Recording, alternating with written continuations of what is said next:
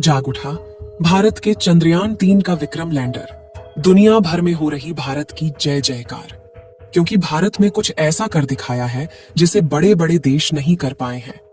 चांद की अंधेरी रात बीत चुकी है और चांद पर सूरज निकल चुका है। अब लोगों की मन में सवाल उठने लगा है कि क्या चंद्रयान 3 जाग चुका है, क्योंकि हमारे इसरो के वैज्ञानिकों ने 2 सितंबर के दिन इसके प्रज्ञान रोवर को और 4 सितंबर के दिन विक्रम लैंडर को गहरी नींद में सुला दिया था। इसरो के वैज्ञानिकों ने बताया था कि 22 सितंबर के दिन चंद्रयान 3 का विक्रम लैंडर और प्रज्ञान रोवर जागेगा और चांद पर अपने एक्सपेरिमेंट करेगा। लेकिन जैसा कि आप सभी को मालूम होगा कि 22 सितंबर आ चुका है और लोगों के जहन में सवाल उठ रहा है कि क्या विक्रम लैंडर जाग चुका है और चंद्रयान 3 जागने के बाद चांद पर क्या करेगा। इस सवाल का जवाब जानने के लिए वीडियो के अंत तक अवश्य बने रहे। इसरो के वैज्ञानिकों ने चंद्रयान 3 के विक्रम लैंडर और प्रज्ञान रोवर को इस तरीके से पार्क किया था कि जैसे चांद पर सुबह हो और सूरज की किरण चांद की धरती पर पड़े तो प्रज्ञान रोवर और विक्रम लैंडर के सोलर पैनल पर रोशनी पड़ सके, जिससे कि दोबारा चार्ज हो जाए और फिर से अपने एक्सपेरिमेंट को पूरा करे। चांद के दक्षिणी ध्रुव पर 4 सितंबर के दिन रात होना शुरू हो गई थी। जैसा कि आपको मालूम होगा कि चांद पर पृथ्वी के 14 दिन के बराबर एक रात और एक दिन होता है। चांद पर रात 14 दिनों तक होने के कारण चांद की धरती का तापमान काफी ज्यादा घट जाता है, यानी कि रात के समय चांद का तापमान लगभग -250 डिग्री सेल्सियस तक पहुंच जाता है और -250 डिग्री सेल्सियस तापमान के कड़ाके की ठंड में किसी भी इलेक्ट्रिक इंस्ट्रूमेंट का काम कर पाना संभव नहीं है। इसलिए इसरो के वैज्ञानिकों ने विक्रम लैंडर और प्रज्ञान रोवर को स्लीप मोड में डाल दिया था। चांद की कड़कती ठंड से बचने के लिए विक्रम लैंडर और प्रज्ञान रोवर को काफी ज्यादा इंसुलेटर जैसे पदार्थ का इस्तेमाल करके बनाया गया था, जिससे कि चांद पर पड़ने वाली कड़ाके की ठंड से चंद्रयान 3 के विक्रम लैंडर और प्रज्ञान रोवर पर ज्यादा असर न पड़े और वह सुरक्षित बने रहे, ताकि दोबारा से जब चांद पर सुबह हो तो ये दोबारा से काम कर सकें। विक्रम लैंडर और प्रज्ञान रोवर की बैटरी को चार्ज होने में कम से कम 3 दिन का समय लगता है। आप सोच रहे होंगे कि 22 सितंबर के दिन चांद पर सूरज उगा है तो लगभग 25 सितंबर तक उसकी बैटरी फुल चार्ज हो जाएगी और उसके बाद ही यह अपनी गहरी नींद से जागेंगे। लेकिन ऐसा बिल्कुल भी नहीं है।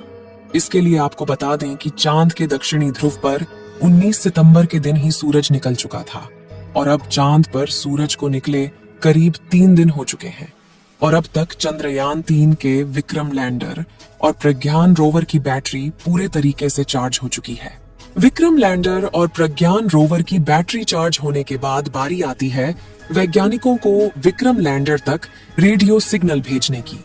विक्रम लैंडर को स्लीप मोड में डालने से पहले इसरो के वैज्ञानिकों ने पहले प्रज्ञान रोवर को स्लीप मोड में डाला था, क्योंकि जब इसरो चंद्रयान 3 से संपर्क करता है तो सबसे पहले वह चांद के ऑर्बिट में घूम रहे चंद्रयान 2 के ऑर्बिटर को सिग्नल भेजते हैं। उसके बाद ऑर्बिटर धरती से सिग्नल को रिसीव करके विक्रम लैंडर के पास भेजता है। ऐसे में विक्रम लैंडर को पहले बंद नहीं किया जा सकता था, इसलिए प्रज्ञान रोवर को स्लीप मोड में डालने के बाद विक्रम लैंडर के सारे आउटपुट सिग्नल को बंद कर दिया गया था, लेकिन उसके रिसीवर को चालू रखा गया था, जिससे जब चांद पर सुबह हो और उसकी बैटरी पूरी तरीके से चार्ज हो जाए तो जब वैज्ञानिकों के द्वारा रेडियो सिग्नल भेजा जाए, उसके बाद धरती से भेजे गए रेडियो सिग्नल को रिसीव करके जाग जाए और उसके बाद प्रज्ञान रोवर को भी जगा दे। चंद्रयान 3 चांद पर ढेर सारे तत्वों की खोज तो कर ली थी, जिसमें oxygen, sulphur, manganese, titanium, chlorine और आयरन जैसे अन्य तत्व शामिल थे। प्रज्ञान रोवर ने चांद पर लेजर डिटेक्शन के द्वारा ऑक्सीजन की खोज तो कर ली थी, लेकिन हाइड्रोजन की खोज कर पाना बाकी था। जैसा कि आपको मालूम होगा कि पानी हाइड्रोजन और ऑक्सीजन से मिलकर बना होता है। अगर चांद की धरती पर हाइड्रोजन की खोज हो जाती है तो चांद पर पानी पाए जाने की पुष्टि की जा सकती है। हमारे चंद्रयान 3 का प्रमुख मकसद चांद पर सॉफ्ट लैंडिंग करके पानी की खोज करना था। आज के दिन वैज्ञानिकों के द्वारा विक्रम लैंडर के पास रेडियो सिग्नल को भेजा जाएगा, क्योंकि अब चंद्रयान 3 के विक्रम लैंडर की बैटरी पूरी तरह से चार्ज हो चुकी है और चांद पर सूरज को निकले लगभग 3 दिन हो चुके हैं। वैज्ञानिक विक्रम लैंडर को जगाने के लिए सही मौके का इंतजार कर रहे हैं, जिससे कि विक्रम लैंडर का टेम्परेचर भी सही सलामत हो जाए। जैसा कि हमने बताया कि चांद के दक्षिणी ध्रुव का रात में तापमान -250 डिग्री सेल्सियस पहुंच जाता है और अभी चांद पर सुबह हुए केवल 3 दिन हुआ है और अब 14 दिनों तक सूरज निकला रहेगा।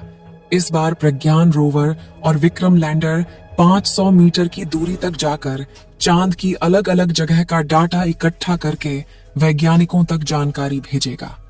जब वैज्ञानिकों ने चंद्रयान 3 लैंडर और रोवर को स्लीप मोड में डाला था तो उसकी जगह को चेंज करके एक समतल जगह पर किया गया था, जिससे कि सूरज की रोशनी उनके सोलर पैनल पर पूरी तरीके से पड़ सके।